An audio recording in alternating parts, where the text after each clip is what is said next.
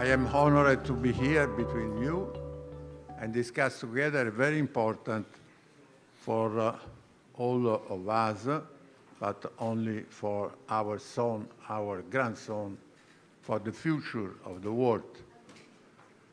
Problem of environmental, problem about governance of company, problem about the equality in the world of the measure that we have to observe to give a better future under ecological point of view. ESG is our new frontier. We are all involved in that big problem. Today, I have to introduce you some exceptional experts of this problem. And beginning from Jesus Eduardo Troconis Heredia, is a well-known at international level expert on those problems. He published, edited very numerous contributions under scientific point of view, and also can observe the scenario that in South America is present now. Also, Ettore Maria is a well-known professor at the University of Florence, and is an expert of that matter. And so also Andrea Spada Jiménez is on my left side, is another expert, very well known. But each person will explain some details about each career, curriculum vitae, and also about the object of the topic of each speech. And not last, well, we are waiting also for other two. And the name? Yes. And what about you? Hello. Hi. You not need to presentation because you are very well known. Lucio. Okay. Now I pray each one of you to present themselves and to speak about the topic, the experience. Yes, we will do it. Okay, you can be. Please give an applause to him because he is he's the ex-president of the World Jurist Association, so please a great applause for him. Okay, so I will be first when I am second. My name is Carrie Gaard. First of all, I want to say a blessing to all of you. May God bless you. May God keep you. May God give you every heart for union and love, and understand that we are not here for each other. We are here for Him first and then for each other. So this is not just a law congress. This is a peace congress. This is a peace in our hearts. We are created in God's image. So may God bless everyone here with Christ in your hearts, and let's make this Congress and every single day of us in peace, in love, and union that we need in everyone's earth. So, well, I can say that I've been, since I am 20 years old, looking for justice in the world. And we know that without peace, justice is impossible.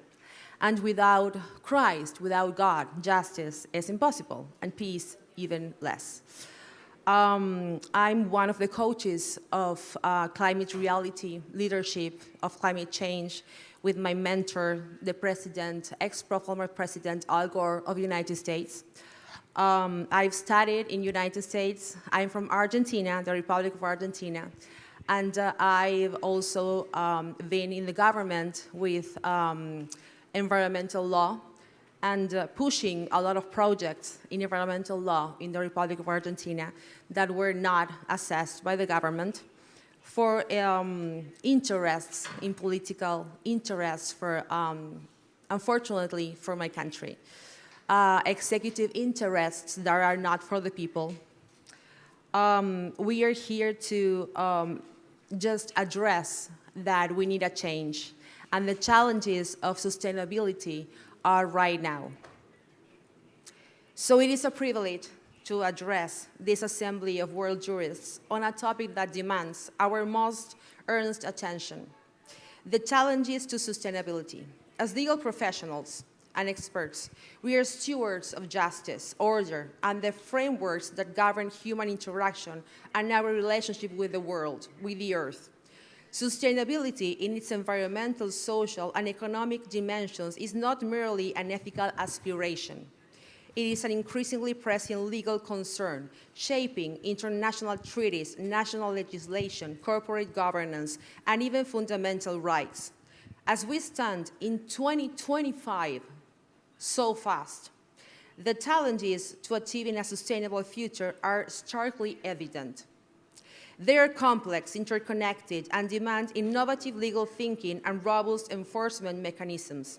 To fully appreciate the depth of these challenges, it is useful to consider not only the scientific data and policy debates, but also the enduring ethical and philosophical principles that have long guided human societies and influenced legal traditions.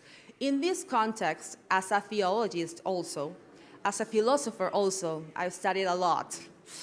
I will literally draw upon one of the king verses of the Bible. As you know, the Pope Francis died, and he was one of the leaders of the world that asked for peace. No matter where you are, no matter who you are, or how or which race you are. And peace is fundamental in our hearts, not in what our words, in our hearts. So in the Bible, a foundational text that has shaped ethical thought and indirectly legal concepts in many parts of the world to offer perspective that resonate with our present struggles. I know that this country, the Dominican Republic, has the Word of God, the Bible, in his flag. And that was shock to me. I would refer to these specific verses not as legal precedents, but as historical reflections on principles highly relevant to the nature of these challenges. Let us first confront the palpable challenge of ecological imbalance and environmental degradation. The science is clear. Climate change continues unabated. That means that biodiversity is declining at alarming rates, and pollution degrades the natural systems that support life. For us, as jurists, as humans, this translates into escalating climate litigation, the need for stronger environmental regulations, legal questions surrounding resource allocation in times of scarcity, and the complex task of holding actors accountable for diffuse and long-term environmental harm. The core of this challenge lies in humanity's relationship with the natural world, with the earth. Historically, some legal systems have viewed nature primarily through the lens of property and resource extraction. However, the consequences compel us to reconsider our role. From ancient texts influencing ethical thought, we find a perspective on humanity's responsibility. In Genesis, one of the books of the Bible says, "And the Lord God took the man and put him into the Garden of Eden to dress it and to keep it. This verse is often cited as an early articulation of stewardship. Every one of us is Adam, every one of us is Eve.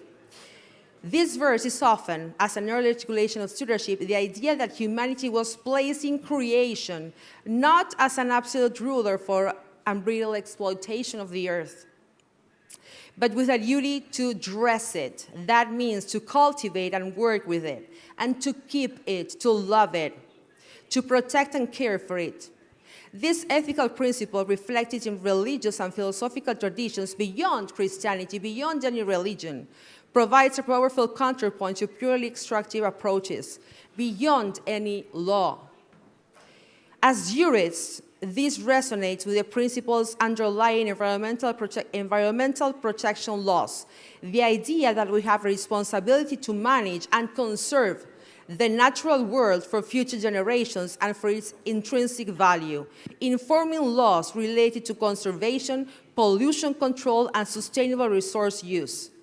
The very concept of intergenerational equity, increasingly relevant in environmental law and climate litigation, echoes this ancient call to keep or care for what is entrusted to us beyond our immediate needs. Secondly, we face the profound challenge of social equity deficits and injustice. Sustainability is not solely an environmental concern. It is deeply intertwined with social justice. The impacts of environmental degradation disproportionately affect marginalized communities and the global poor, exacerbating existing inequalities, ensuring a just transition away from unsustainable industries, and fostering equitable access to clean resources and economic opportunities are critical legal and policy changes in 2025. Legal systems strive every time, in every country, in every earth, in every single point of the earth, from climate migration and access to environmental justice to ensuring fair labor practices in green industries and preventing land grabbing for renewable energy projects and not greenwashing. We have more of greenwashing than real green projects. The call for justice and care for the vulnerable is a recurring theme in many ethical traditions. You know what? In the Bible, again, the Lord says, execute with judgment and righteousness, and deliver the spoiled out of the land of the oppressor, and do no wrong, no violence to the stranger, the fatherless, nor the widow, neither the innocent blood in this place, every place. While directed to us as rulers concerning social justice in their time, sustainability also is included in social justice. This movement reminds us that laws and their enforcement must actively counteract oppression and injustice. Our work in human rights law, environmental justice advocacy, and the development of corporate societal responsibility standards reflects this enduring ethical demand for just judgment. A third significant challenge lies in weaknesses in governance and the rule of law when addressing sustainability issues. Despite numerous international agreements and national laws, implementation and enforcement in every country remains inconsistent. Conflicting legal frameworks across jurisdictions, lack of transparency, and capacity gaps hinder effective action. Addressing global changes like climate change requires unprecedented international cooperation. So to do justice and judgment is more acceptable to the Lord than sacrifice. Every single one of us, let us consider the challenge in our hearts posed by economic systems that fail to account for long-term sustainability impacts. Our current economic models often externalize environmental and social costs, leading to market failures that undermine sustainability. If we saw unsustainable practices, pollution, resource depletion, we will inevitably reap negative outcomes. Distinguished colleagues, to sum up, The challenges to sustainability in 2025 are immense, demanding our best legal minds and deepest ethical reflection. Climate change, social inequality, governance deficits, and unsustainable economic models require legal responses that are both innovative and grounded in enduring principles of responsibility, justice, and accountability. The timeless insights found in the Word, that is the only book in the world that will not die, that is always active, alive, still in 2025, remind us that we are not capable to do this without the Creator, without God. These principles lie in our hearts because He created eternity in our hearts. As world jurists, we have the unique opportunity to create peace and responsibility to shape legal frameworks that guide humanity towards a stable future. This requires not only technical legal expertise, but also wisdom, foresight, union, and a commitment to justice. Let us draw upon all sources of insight, scientific understanding, policy analysis, and the ethical wisdom accumulated over centuries to meet these challenges effectively, one to each other, side by side. No matter where you are, we can make it all together when we are literally surrendered to the Creator that will help us to reach all these challenges. Thank you.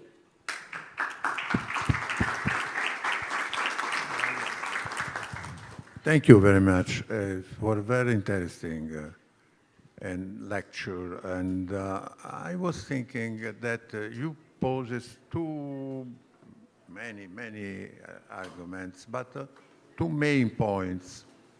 Individual possibility to make something of active, what we can do individually. And you pose the second plan, perspective, to politicians. That is a problem, the oxygen is a need for each one of us, also for politicians. And so I think that the two problems are two parts of the same medal. Individually, it's possible to propose a action, legal action. First question. Second question, what we can suggest to politicians to make better the general situation? In Europe, we have a lot of too much legislation, directive, regulation about that problem. But the idea is more simple. Any economical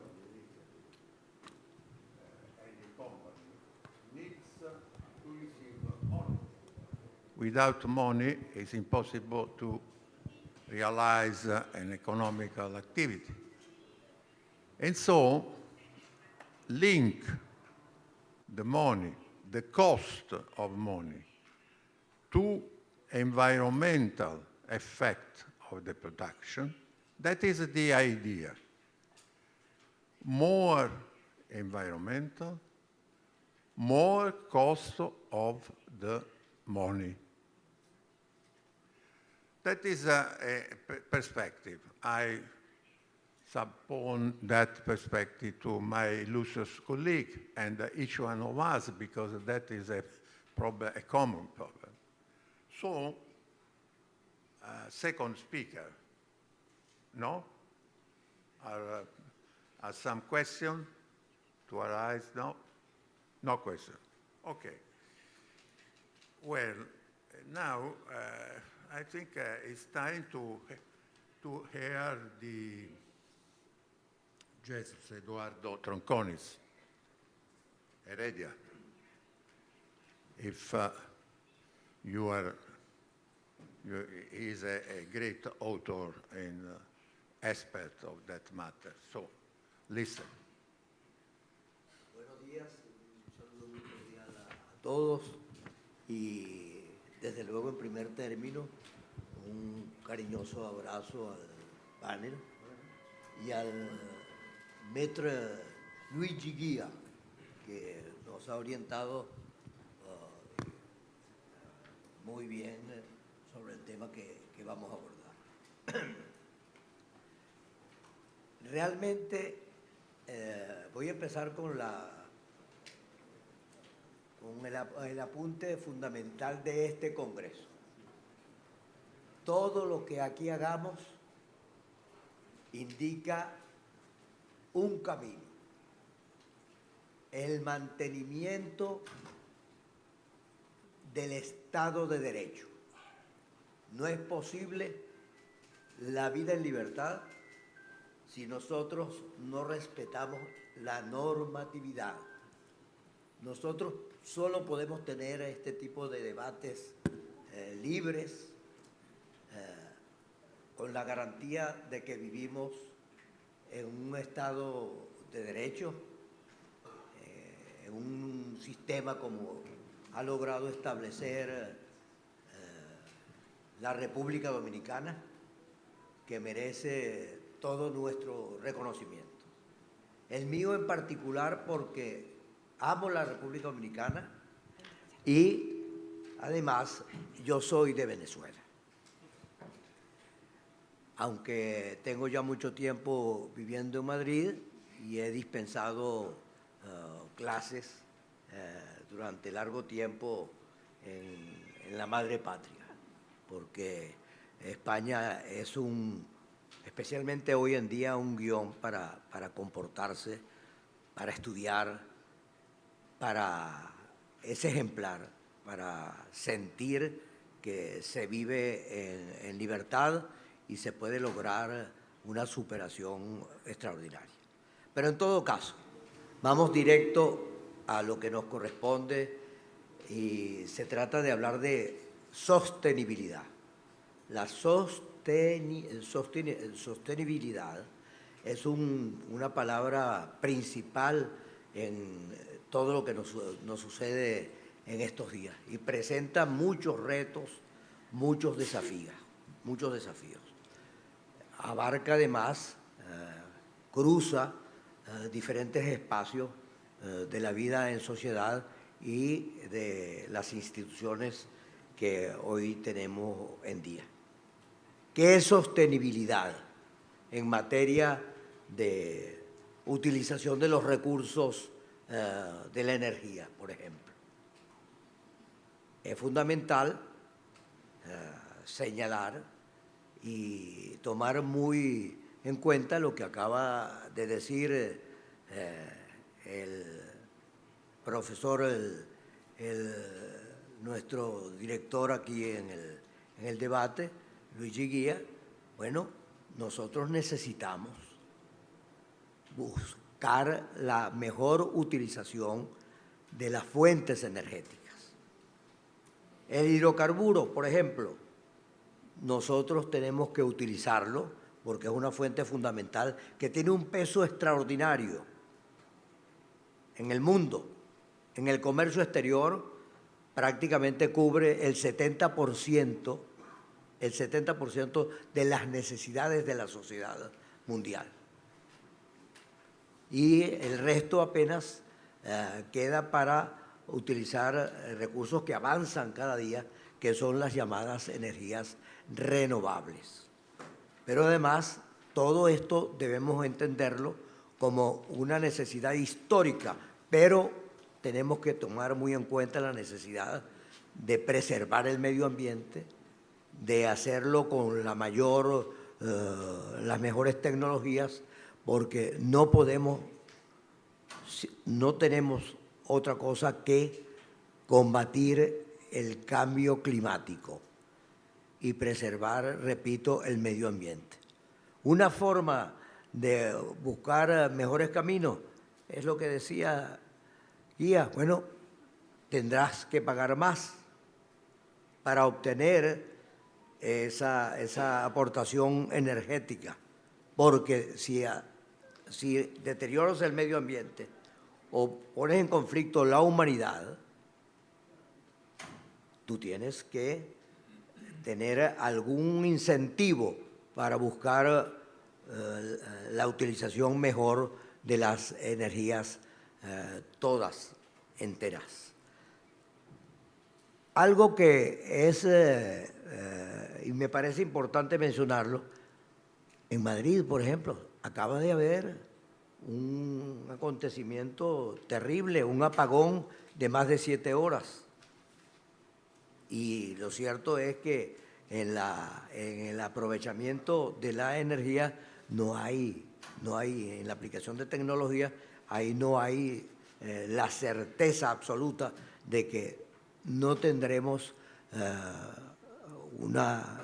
no tendremos una máxima seguridad, porque surgen muy imprevistos. En 2002, Canadá y Estados Unidos.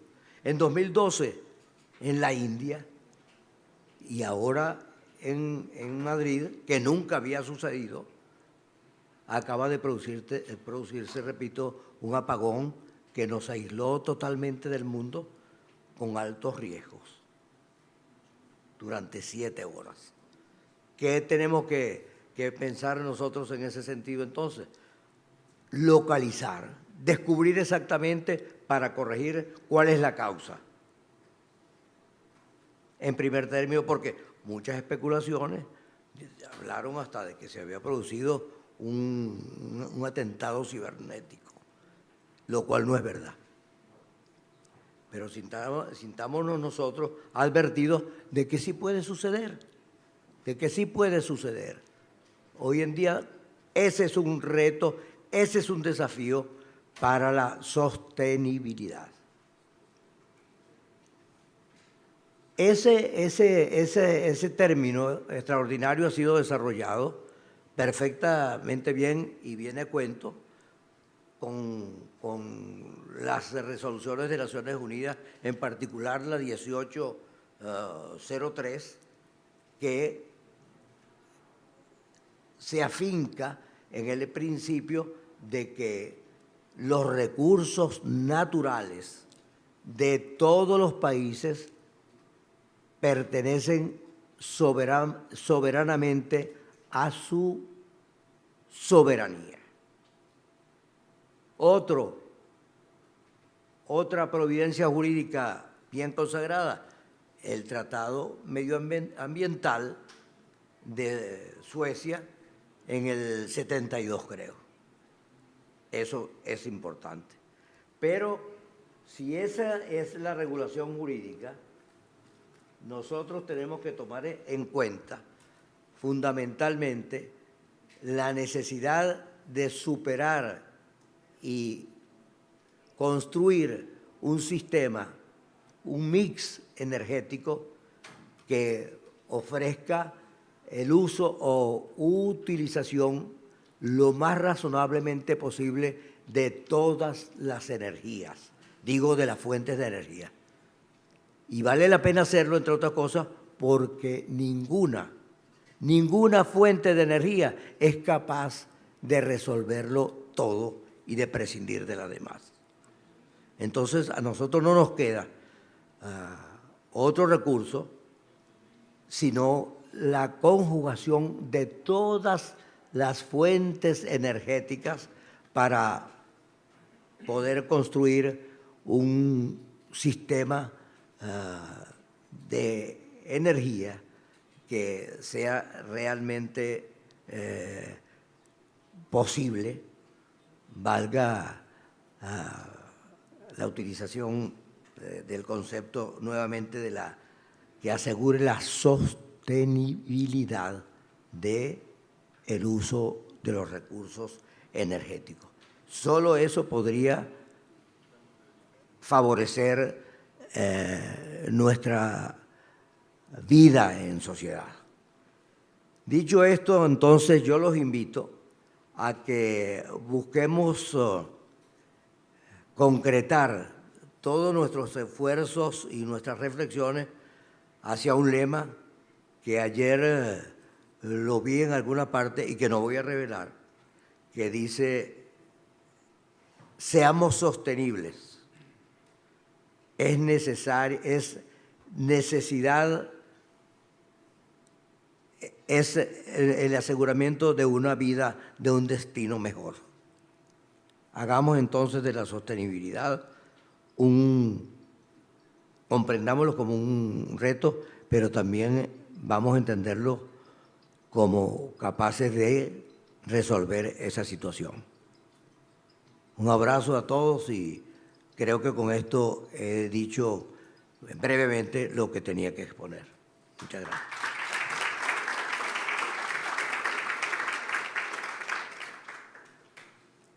Thank you.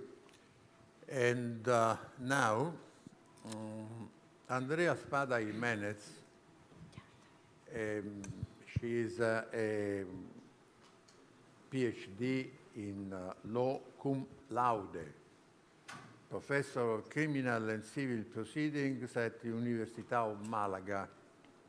And she perhaps could also, because I read a lot of publication, participation to Congress, and she has a framework very interesting for our conference here, because she could also offer some suggestions, some, not answer, but some suggestions to my first remark about the possibility that each one of us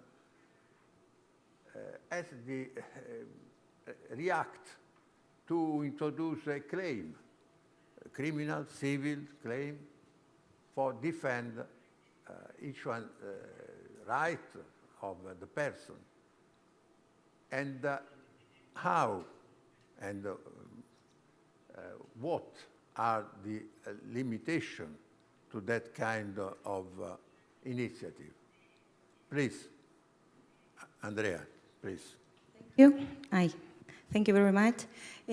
Bueno, voy a hacer la presentación en español porque estamos en República Dominicana, defensora del habla hispana, así que la realizaré en español. Voy a intentar ser lo más breve posible, pero abordar el tema de los retos de la sostenibilidad. En mi mente fue, ¿qué retos hay para la sostenibilidad hoy en día? En primer lugar, y antes de comenzar, que no se me olvide,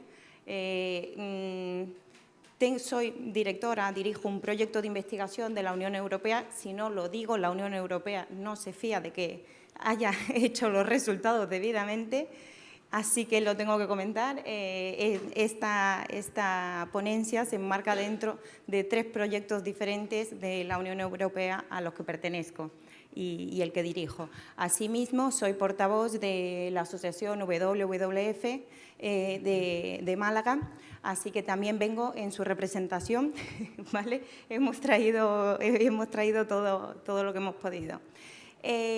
Más allá de eso, de toda la publicidad, como quien dice, y los patrocinios, dejando eso a un lado, me centro en lo que quiero decir. Retos para la sostenibilidad, objetivos de desarrollo sostenible. Tenemos trabajo de aquí a otra vida y 3 más, por supuestísimo. Es que es así. Pero, ¿qué voy a traer hoy? Os voy a hacer un esbozo en cuanto a lo que son los litigios climáticos, en primer lugar, y en un segundo lugar, en cuanto a los litigios greenwashing. Considero que están en auge y si estamos en un congreso como el que estamos, creo que lo más relevante para vosotros es aprender ese tipo de técnicas en cuanto a esos litigios. Por tanto, en primer lugar, ¿qué son litigios climáticos? Porque, y a mí me parece totalmente necesario, determinar la diferencia en cuanto a justicia climática, justicia ambiental, litigios climáticos, litigios medioambientales, porque nos hacemos todos un lío y no sabemos cuál es la limitación, ¿no? Por tanto, litigios climáticos, para determinar la definición de litigios climáticos por parte del Programa de Naciones Unidas, nos tenemos que adentrar, por supuesto, en la base de datos de Saving Center, en primer lugar. En cambio, si queremos determinar lo que serían los litigios medioambientales, nos tenemos que ir a la base de datos de Atlas Environmental Justice. No sé si alguna vez habéis entrado, es una base de datos espectacular. La de Saving Center también. Ahora bien, ¿Qué son litigios climáticos? Aquellos litigios derivados directamente del cambio climático. Por tanto, vamos a eliminar todos los litigios que tengan cualquier tipo de relación con medio ambiente, lo que puede ser ruido, ¿vale? Si no afecta al cambio climático, no es un litigio climático. Cuando nos adentramos en esas bases de datos en cuanto a litigación climática, a nivel mundial, la litigación climática se ha aumentado a un nivel exponencial. O sea, en el último año hay en la base de datos de Sabin Center y en la que os he comentado de Environmental Justice, encontramos que se ha duplicado de un año a otro. ¿Eso qué significa? Hay algo que no está funcionando, ¿vale? Las instituciones y los entes públicos algo no están haciendo bien. Y por eso los ciudadanos necesitan accionar, ¿no? Necesitan esa defensa, esa tutela de los derechos por parte de los órganos jurisdiccionales. Ahora bien, ¿cómo lo hacen? En un primer lugar, me voy a centrar para daros las líneas básicas en la sentencia del Tribunal Europeo de Derechos Humanos, la sentencia Clima Señorinen, la última sentencia tan famosa que salió y que supuestamente yo soy muy crítica, advierto, supuestamente la han vendido como una sentencia de un antes y después y que ahora vamos a proteger el medio ambiente en la Unión Europea por la inacción de los Estados en materia de cambio climático. Considero que no es real, ¿vale? Considero desde mi punto de vista que el Tribunal de Derechos Humanos tenía una herramienta magnífica para poder hacer una interpretación mucho más amplia que no ha hecho. En primer lugar, tenemos un gran problema. La normativa en cuanto a la protección del medio ambiente y cambio climático tiene un carácter soft law. Con lo cual, si tiene un carácter soft law, primer error. Vale, ahora bien, necesitamos de los órganos jurisdiccionales para que nos determinen el obligado cumplimiento. Bien, y así obtenemos una tutela jurídica. El Tribunal Europeo de Derechos Humanos así lo establece, ese es el gran cambio que se aporta porque establece la existencia de un cambio climático, la existencia de la obligación por parte de todos los Estados en el deber que ostentan de aplicar la normativa a nivel internacional, pero nos deja pequeñas cosas que desde mi punto de vista no nos ayudan en nada. En un primer lugar, en cuanto a la legitimación activa, nos determina que las asociaciones tienen legitimación de lege. ¿Eso qué significa? La legitimación de lege es que te dan una legitimación automática para poder ejercitar la acción. Ahora bien, siempre y cuando esa asociación tenga como fin la protección del medio ambiente en relación con el caso concreto. Y asimismo, siempre y cuando se demuestre una relación entre el daño producido y la acción o inacción por parte del Estado, ¿vale? Con lo cual, el hecho de otorgar una legitimación de lege a una asociación, es decir, una acción colectiva, como quien dice, pero por otro lado, solicitar que exista una relación directa del daño individualizada en una persona, es que no me está solucionando nada. Hasta ahora, el convenio de Aarhus, o acuerdo de Escazú para este lado del charco, ¿vale? El convenio de Aarhus, básicamente ya determinaba eso. El Tribunal de Justicia de la Unión Europea ya determinaba esa legitimación de lege. Por tanto, la posibilidad que tenía el Tribunal Europeo de Derechos Humanos era la posibilidad de reconocer una acción popular, una actio popularis en materia de cambio climático, pero lo ha dejado a un lado. Entonces, desde mi punto de vista, por eso he dicho que soy bastante crítica porque creo que no nos hace ningún favor. Asimismo, el Tribunal Europeo de Derechos Humanos determina en materia de prueba, que eso a mí me parece muy interesante. Si nos atendemos al panel intergubernamental para el cambio climático, ¿vale? El IPCC que todos conocemos, es el que nos determina los informes en cuanto a la repercusión del cambio climático año tras año. Ahora bien, ¿cómo impugnamos esa prueba? Si estamos del otro lado. Y nos encontramos dos sentencias del Tribunal Europeo de Derechos Humanos en el que la otra parte, ¿cómo vas a impugnar la prueba? Es que es inviable. ¿Por qué? Porque ya le ha reconocido el propio Tribunal Europeo de Derechos Humanos el carácter objetivo a esa prueba. Entonces, esa prueba es impugnable y no se debería, si por ejemplo entendemos que es un hecho notorio, por tanto, porque no sería impugnable y es algo objetivo, ¿No se debería, por tanto, invertir la carga de la prueba? ¿Por qué tiene que probar el que le han producido el daño? Entonces, hay muchas cosas que se desgranan de la sentencia del Tribunal Europeo de Derechos Humanos, pero que nos venden como si hubiésemos avanzado. Hemos avanzado, pero creo que muy poquito. Podríamos haber avanzado más. Eso en relación con la acción por parte de los ciudadanos. Ahora bien, me voy al otro lado. Empresas. Tenemos, entiendo que todos entendemos lo que es greenwashing. A mí me encantó llamarle ecopostureo, porque así lo he visto. Entonces, me gustó ese término, aunque el término greenwashing se acuña en el 86, pero ese término en español me parece adecuado. Claro, cuando tenemos una empresa que nos dice, y lo observamos en algo muy simple que yo siempre digo, la gente no se da cuenta, en un vaso de los típicos vasos de café, que nos ponen que son de cartón, supuestamente, pero que por dentro tienen un plástico. Claro, no estás haciendo ningún favor, porque es que no se puede reciclar porque tienen el plástico pegado al cartón. El problema de los tetabric están hechos de aluminio, de plástico, bueno, todo un desastre, ¿vale? Y voy rápido al grano. Y, por tanto, si nos encontramos ese tipo de cuestiones, pero como consumidores no tenemos la formación adecuada, ¿qué hace la Comisión Europea en las últimas... en la última encuesta que hizo en el año 2023, la Comisión Europea se determinó que el 75% de los ciudadanos gasta más dinero en favor del medio ambiente, no le importa.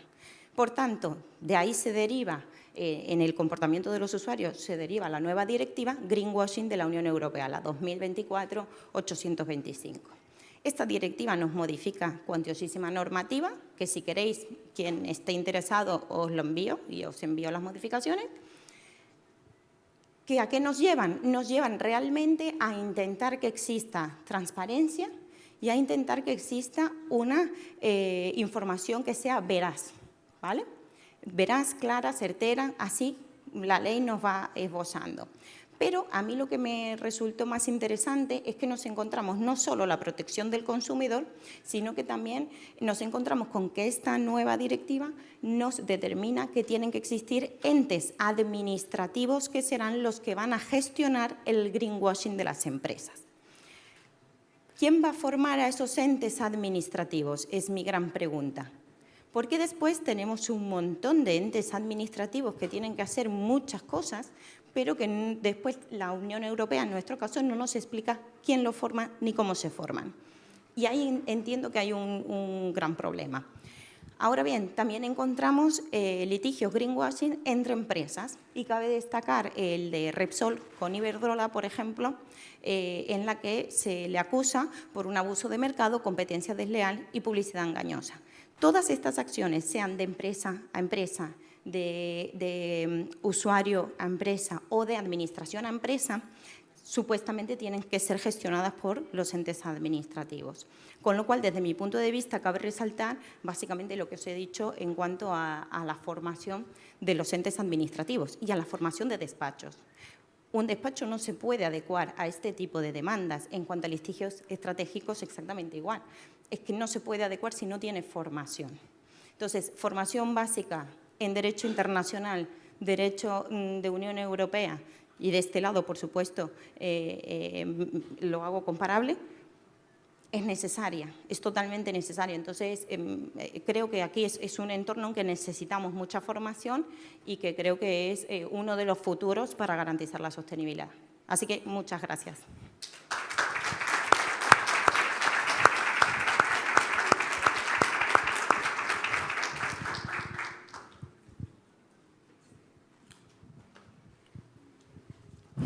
Thank you, Andrea.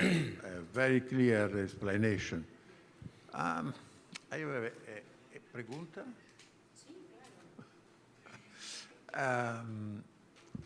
You said that it is possible to introduce an action, but the problem is to prove the damage, direct damage. And that is a very great limit, because it sometimes is impossible to prove that individually suffered a damage. And that is a fair question, because I know that some jurisprudence is looking ahead also in that direction, and you could say something about that. But the second plane, the second question is the government of our countries has some duty, because when internationally speaking, a convention has been signed in the 2030. We eliminate or reduce the damnous emission at that level, and that is a goal that is not achieved. The citizen can do something or nothing. Thank you. Sí, muchas gracias.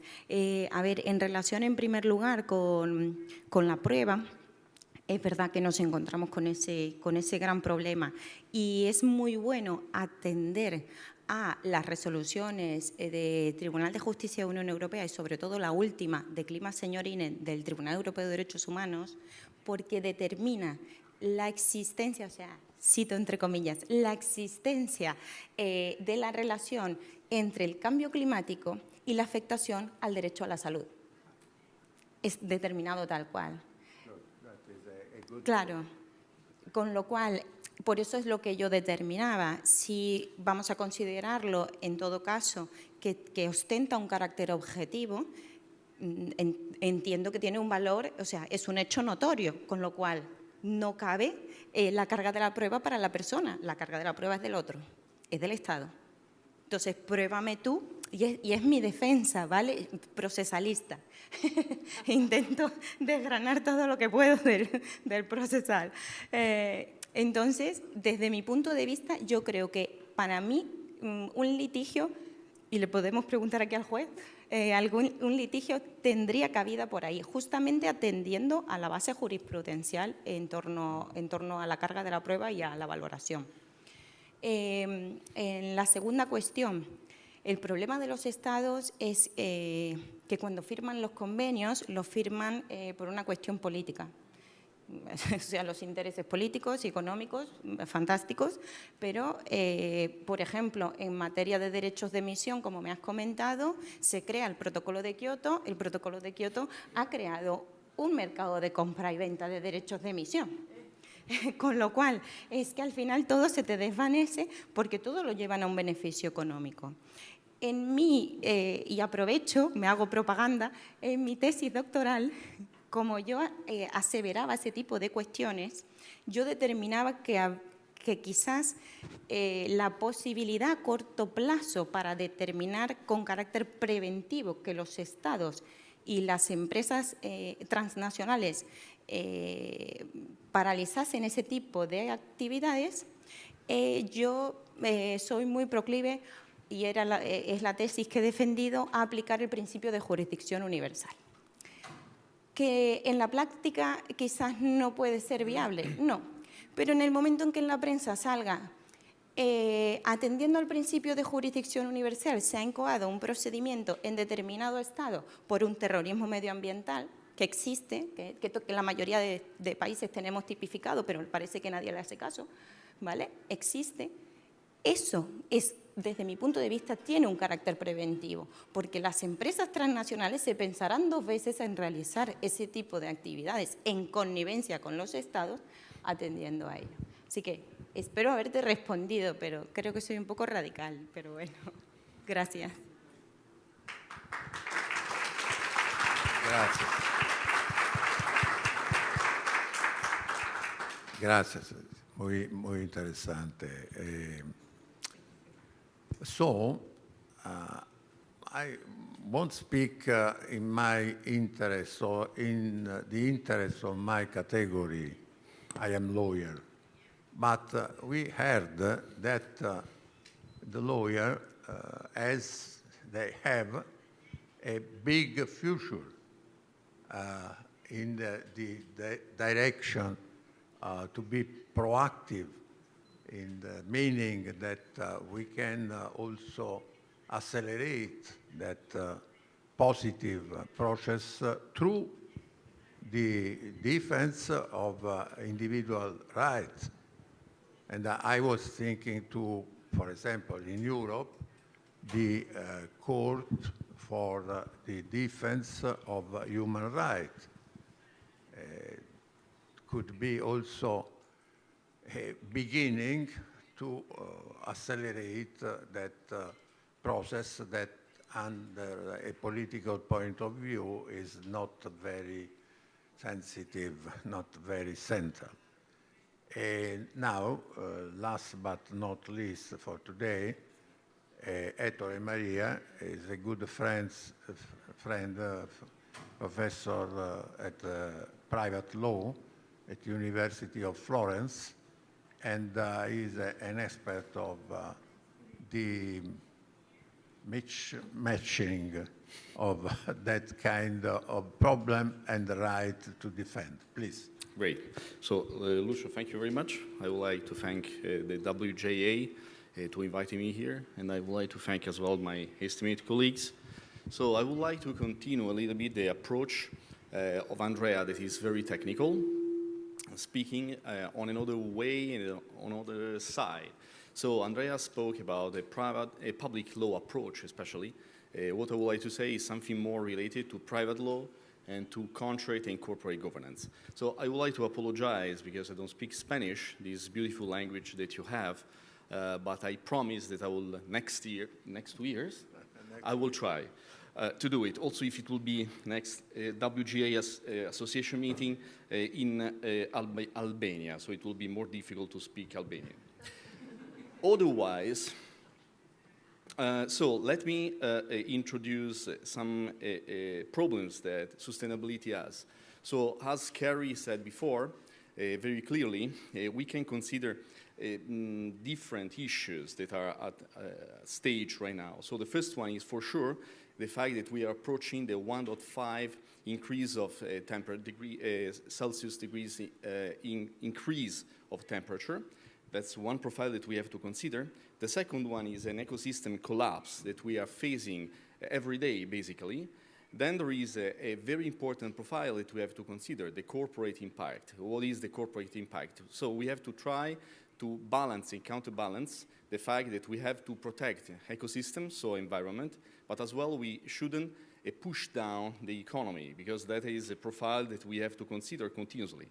And then we have a legal lag, so a problem of application, as Andrea said before, application of the regulation, that is an international regulation, at a worldwide level. Andrea correctly spoke about soft law, so they are the only measures that we can use. So that's why, considering three profiles that I call a triple bottom line challenge, I'm sorry, I have some slides here, but I couldn't project them, so if you are interested about it, I can share with you later on. So the three profiles that I consider here that are very important are the economic prosperity, because it's something that we want and we need, especially in countries that are developing. So there is the second profile, that is the social equity, something very important as well, because we have to consider the differences that we have at the social level. And then we have as Lucio would say, last but not least, the environmental protection. That is something very, very important. So what I wanted to consider here when I was invited was the possibility to apply the tools of private law that we have in a sustainable perspective. So can we use private law and not just a public law regulation, as Andrea said, as a way to obtain these three results, and so to obtain a real and effective sustainability. As a tools, I will briefly mention the contract law, of course. Secondly, the corporate law. I don't analyze these profiles because we are among lawyers, probably, and so it's useless to consider in such a short time all this technical profile. Then there is as well an issue of property right that we have to consider, so the possibility to use as well the individual property rights, always considering the sustainability approach. And finally, the private ordering. What is the private ordering? Nothing more than private enforcement. So as Andrea said before, and as I said before as well, the problem is the application of what we said, what we try to regulate. And probably a contract can be a little bit a tool that we can use in this sense more effectively. So let's consider it later. So if we analyze the public environmental law, public environmental law is the approach that especially today is used by the international community, so the Tokyo Agreement and so forth, the Paris Agreement and so forth. So I humbly consider some issues that we have to keep in mind. So first of all, as I said, is the implementation gap. So the fact that these treaties have to be applied worldwide. So we cannot assure an application that is an harmonized application. Secondly, there is a jurisdiction border. So how to assure privately, so in a public and private system, the jurisdictional application of the treaties, and it's something that as well Andrea analyzed before. So there is a challenge of enforcement, and finally the nature that is not binding, as I said before, so the soft law approach of these treaties. So what about the private law? Which one are the advantages of private law? For sure, private law has a cross-border application because the parties basically, because they operate on a basis of private autonomy, they can be of different countries and they can be binded by contracts. Also, if they are of different countries, there are market incentives because especially in terms of insurance, in terms of bonds and corporations and so forth, when we speak about green, when you speak about environment, there is as well a fiscal, a taxation advantage and benefit. Then there is a potential innovation that we have to consider. So always because it's based on the, let's call fantasy of the parties, the juridical, legal possibility of the parties to operate privately. And then there is the direct accountability. Why? Because if there is not an application of a contract or a private agreement, there are all a series of tools and remedies that can be applied for guarantee the application of this. If we want to consider more deeply, more vertically, the relationship that we can figure between contract law and environmental governance, I consider 4 points especially. So the first one is the environmental covenant. So the fact that the contract, as I said, is binding for the parties, and this is something that is assuring a very strong approach, a very strong applicability of this tool. Then there is the climate risk disclosure. So the parties, when they are treating, when they are negotiating profiles related to environment, they are usually forced to disclose some profile related to climate risk to understand the real application of the measure that are considered in the contract. Then there is, and Andrea, I make reference especially to you and to what Lucio said, the third-party beneficiary rights. So the fact that in the contract, we have as well not just the so-called shareholders, so the people, the parties of the contract, but we have stakeholders involved in all the contracts. So people that are outside the contract, that are considered third parties, but because their interest is very strong and is inside the contract, they can be involved. And that's why Andrea didn't mention it, probably, I didn't hear, because my Spanish is not very good, but I didn't hear the approach of class action, so the possibility to use the class action. Did you say something? Oh, okay, sorry. So it was fine. Class action is something that we can consider we can use. And then, finally, we have the force majeure evolution. So the fact that if we consider clauses that are flexible in the contract doesn't have this very stiff and very blocked approach that we can have, for example, in treaties, because the contract is more flexible and more available for changes. So if these things that I said briefly, probably badly, and I'm sorry for the way in which I expressed them, but consider the time is short, I would like, about the contract, and now I would like to shift to the corporate governance and consider how corporate governance can be used as well in terms of sustainability. Why I choose this topic, corporate governance? Because as I said before, economy should be a target that we have always to keep in mind, because economy is very important. Everyone is speaking about nature, about the ecosystem and so forth, sociality, very good. I perfectly agree with everyone, but we have to consider as well economy, because people had to live in a better condition, in a better way. And if we consider the corporate law sustainability potential, as well here, I considered and I analyzed 4 areas of expansion. So the first one is the expanded fiduciary duties. Why expanded fiduciary duties? Because for sure, in the case of corporate governance, considering with a sustainability approach, there is the possibility to involve in corporate governance, not just, as I said before, the shareholders, but the stakeholders. So the entire society, of course, when I speak about the entire society, you understand what I mean, not everyone, but the collective interest must be involved. Then we have to consider the corporate purpose. Why corporate purpose? Because it's true that companies are working for gathering money and for sharing the money between the stakeholders. But 10 minutes, 5 minutes, 10 minutes. Okay, so I will be much more. I will be super quick, don't worry. Sorry. You know, I'm a lawyer, so I like to speak a lot. Yes, sorry about that. So, corporate, but I promise that I will finish. One day, I will finish. Corporate purpose, so yes, money are very important, but for sure, corporations that have an approach, this is a sustainable approach, are as well more appealing for the market and the consumers.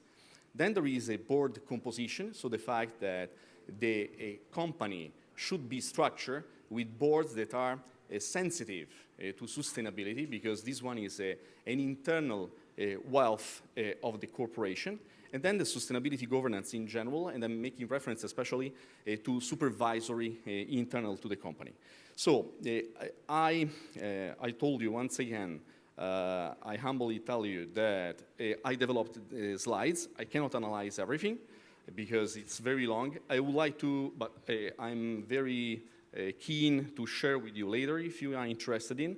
I would like to make it just a little reference, especially for the discussion that we'll have after, to the insurance and the environmental risks. So the possibility to use a contract that is the contract of insurance as a way to assure the application of sustainability principles and to avoid damages. So if there is a creation of damages, we can operate at a public level, as Andrea said, but we can operate as well at a private level via the insurance. So the insurance system can be very, very important in this case. So to sum up and to close, otherwise they will beat me from the organizers, I would like to tell you that I think that private law can be considered, especially in terms of contract and corporate governance, a very important tool, a very important area to develop. In my opinion, now is underdeveloped, but can be used very much for pushing us to apply principle and philosophy approaches of sustainability. So thank you very much.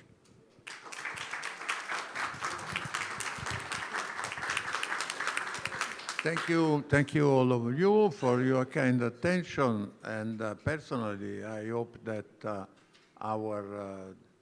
this discussion today will produce some fruit, and that from this wonderful international university, our world leave a sign in the future, especially through different relationship with various universities here represented, not only here represented, because I am convinced that our culture, based on rule of law, must be spread, because only, I would repeat